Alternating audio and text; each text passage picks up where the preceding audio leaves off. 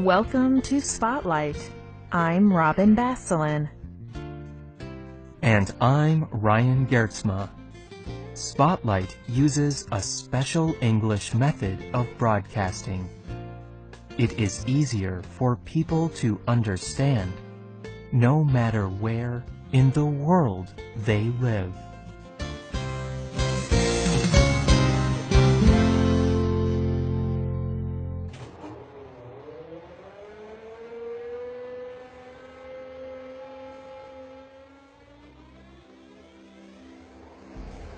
Monday morning in Tokyo, Japan.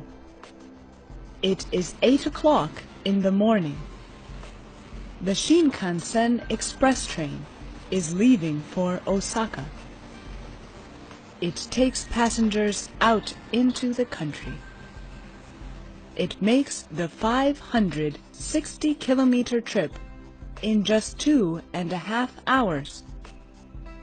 Every day, many people across the world travel like this.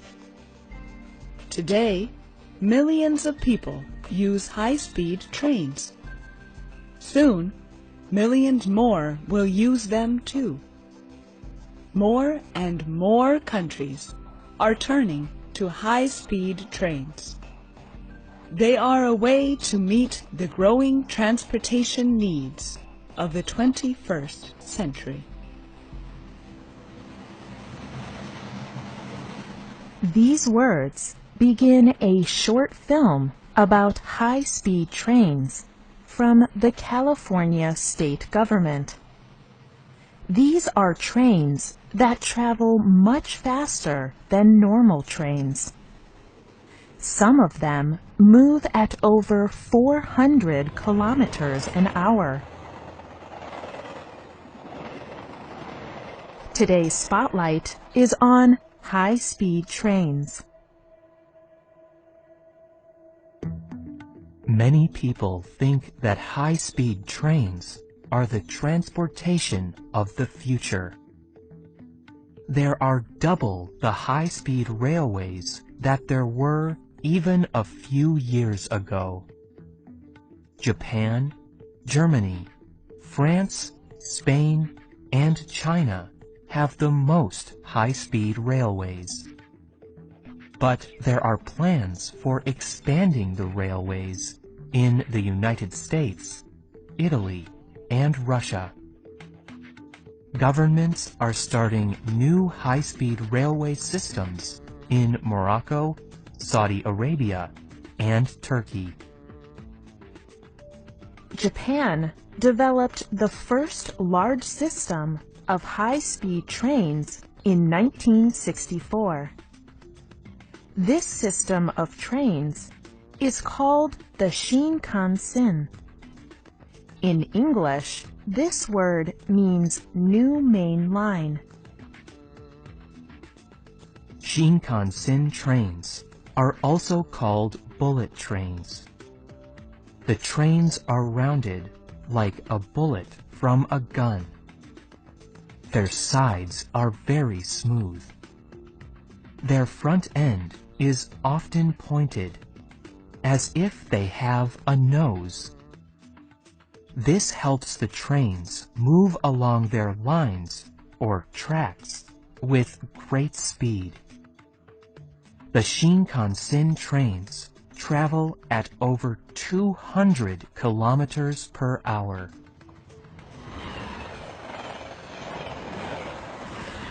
Many people may be frightened to ride on such a fast train.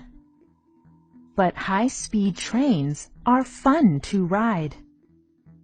A man who lives in the city of Osaka describes it on the website Hub Pages. Once you are on the train, you can sit back and rest.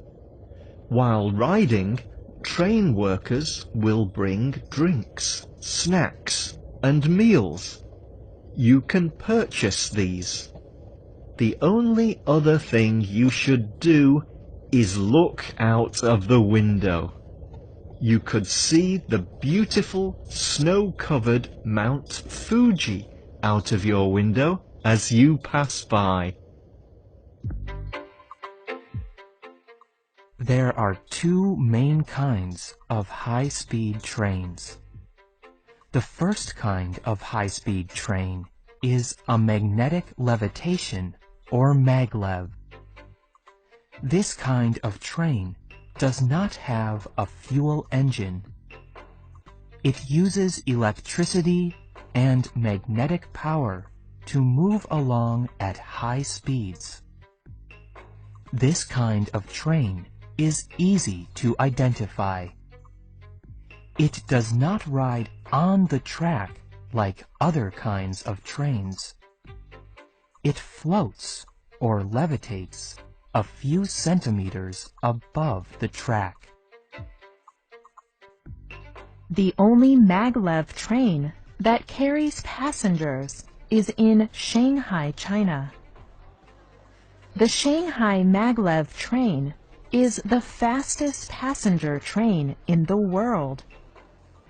It goes up to 430 kilometers per hour. It began service in 2004. It runs from the airport into the city of Shanghai. This trip is about 30 kilometers long, but it only takes the maglev train 8 minutes. The other main kind of high-speed train is not as fast as the maglev train, but it is more common.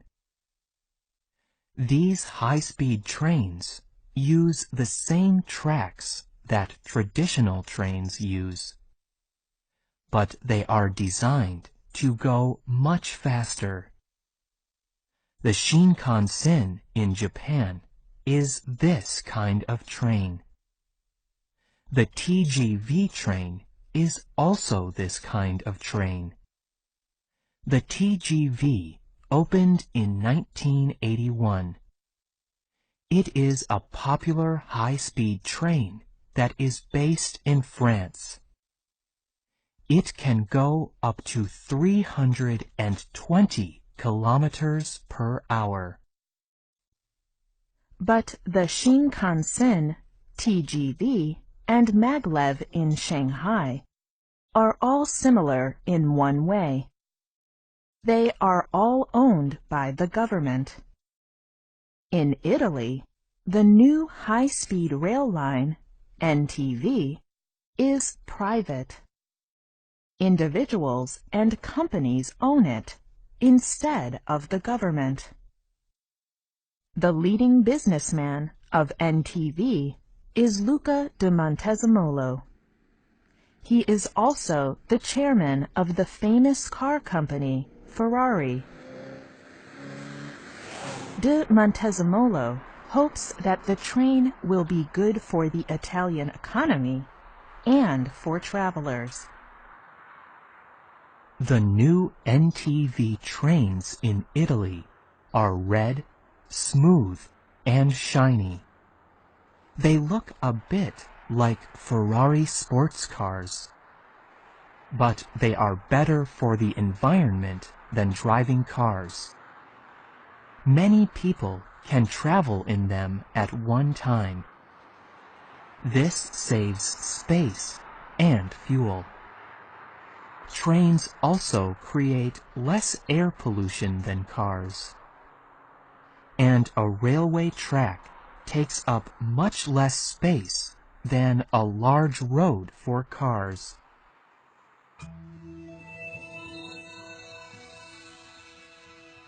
High-speed rail also has advantages over traveling by airplane. Airports must usually be away from big cities. This leaves enough room for the airplane to land. Trains do not need as much space. This is how the maglev train can reach into the city of Shanghai. It is faster and easier for passengers in the city to get to a train station than an airport. And of course, high-speed rail is fast. High-speed rail travel is faster than traveling by car or bus. But it can also be just as fast as traveling by airplane. Before riding on an airplane, passengers spend a lot of time waiting. Airplane travel also requires passengers to go through more security. Finally, traveling by train can be safer than traveling in a car or by airplane. In 50 years, the Shinkansen in Japan has never had an accident.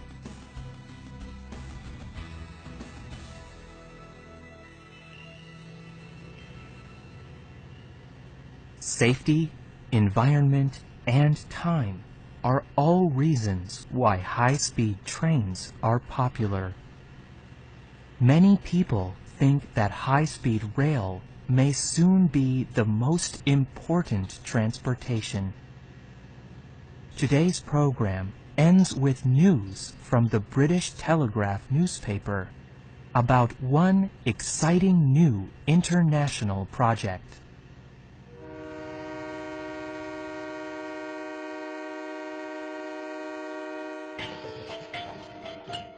China is talking about building a high-speed railway to India and Europe. It would take 10 years or more to complete this international high-speed railway.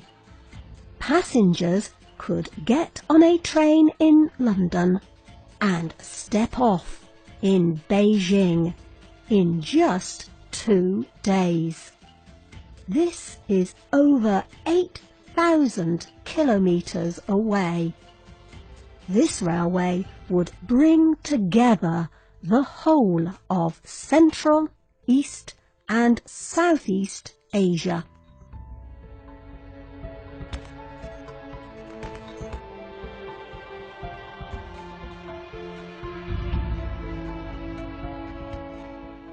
The writer and producer of this program was Rena Dam.